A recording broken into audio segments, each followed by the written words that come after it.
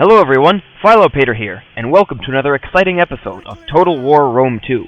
In this battle, I will be playing as the army of Syracuse, while my opponent, the Flame 002, plays as the Arveni.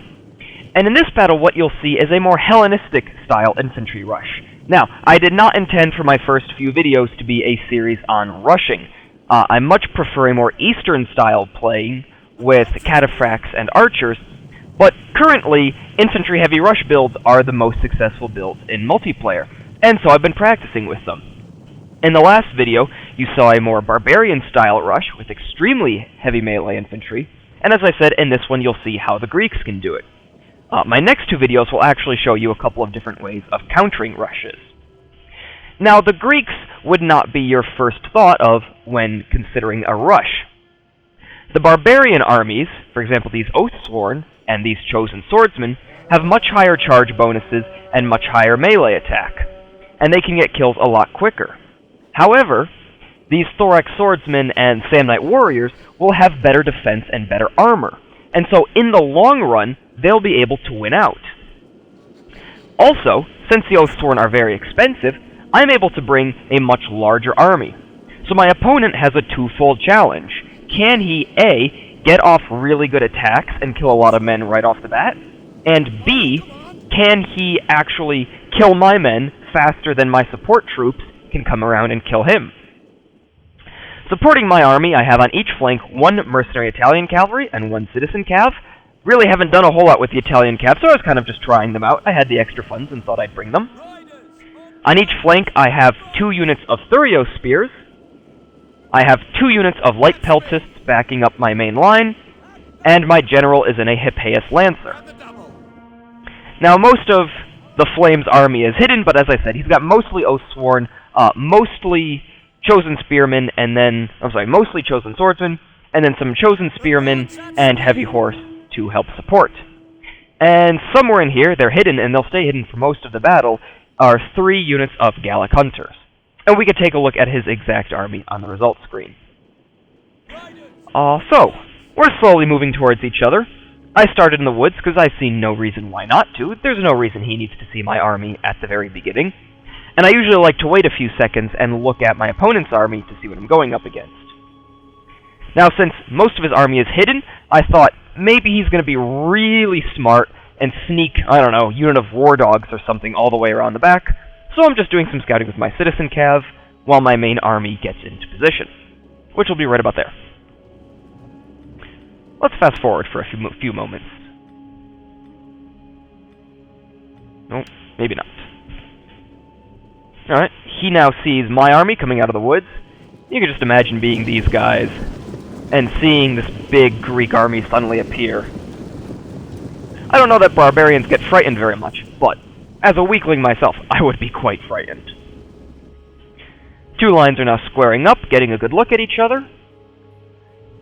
I notice that he only revealed 3 units of heavy horse, so again, I'm going to be cautious. I'm going to scout these woods for more units, but if he has 3 units of heavy horse, and I have 4 units of horse, I will be able to get a surround off, given enough micro.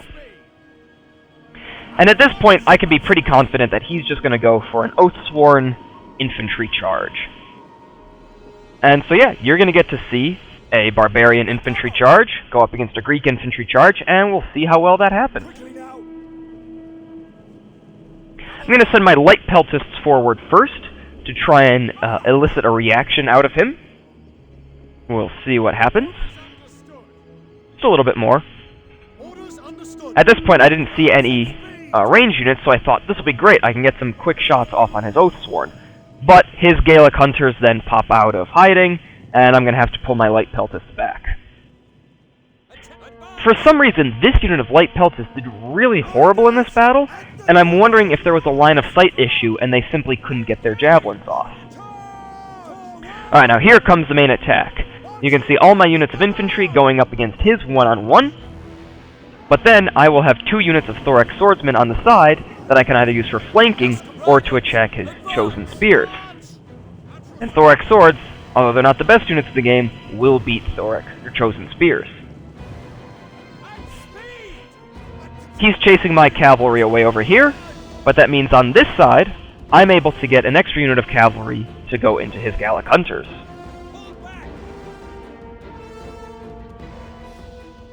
Let's take a look from the woods. He now has to pull his heavy horse back to defend his Gallic hunters, which means I can team up on this unit of heavy horse. And even though they must have gotten a rear charge off on these Italians, in the end, these guys are actually going to go down just because of numbers. Now this is a crucial factor. I know that my swordsmen can hold. Putting them in shield wall is going to give them an extra melee defense, extra armor. They're going to be able to hold for quite a while. And I'm going to be able to get plenty of shots off with my light peltists. These guys are only up to 6 kills, but all of these kills are going to be on Oathsworn. Using my lancers to prevent a flank charge by chosen spearmen, and then using my Thurio spears to throw javelins into the mix and ward off his cavalry. Same thing is happening over here.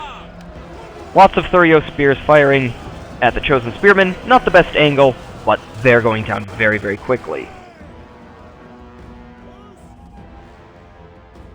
As always, I don't take very good care of my general. He's going to get killed. He gets a very nice rear charge off on some Oathsworn and Chosen Swordsmen, and then he's going to try and pull back to attack the Gallic Hunters, but he's just going to get rear charged by this heavy horse and killed. Woe is my general. Thurio spears taking lots of arrow fire while they were in square formation. This is a huge danger because as a square they prevent a nice blobby target for the Gallic Hunters to work on. Cavalry still winning the engagement over here in the forest. I'll pull them back to the battle later. And I've got more Thurio spears firing into his Oathsworn. Yes, his infantry is winning, but again, I have a lot more infantry, and I have a lot more javelins coming his way. So here's an example. His Oathsworn general is getting picked apart by javelins, and they're fighting a Thurio spears. They should be able to wrap this up really, really easily, but they're taking so much missile fire, it's just not working properly. And in a minute, I'm actually going to pull these Thurio spears back so they can get more javelin throws onto the Oathsworn. His flanks are starting to collapse, and I'm going to just roll them up. And so, these Samnite warriors are going to fall apart soon. The generals died, they're losing horribly, but they've done their job. They've held long enough to get a flank charge off. And eventually, these Oathsworn are just going to simply get overwhelmed. Let's see.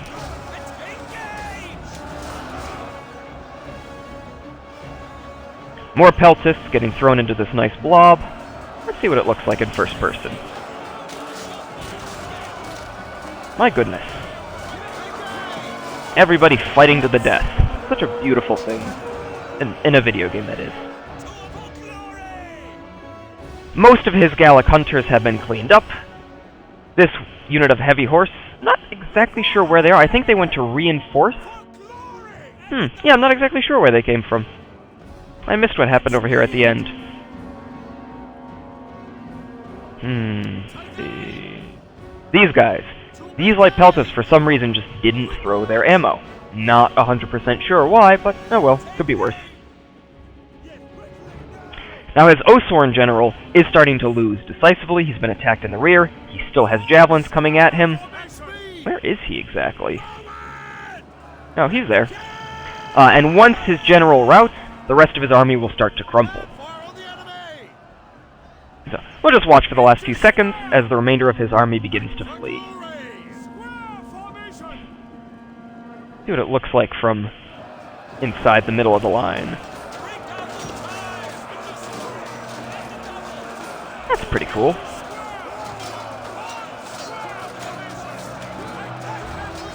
Even if it is just a giant blob.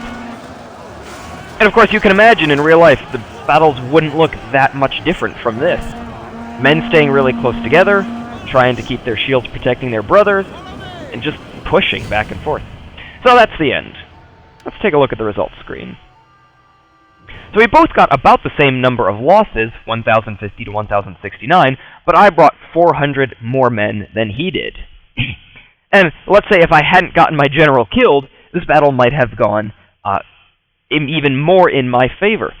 And that's simply the problem with the heavy Oathsworn rushes, is you either need a good number of support troops or you need to quickly win the initial engagement, and my opponent simply wasn't able to do that.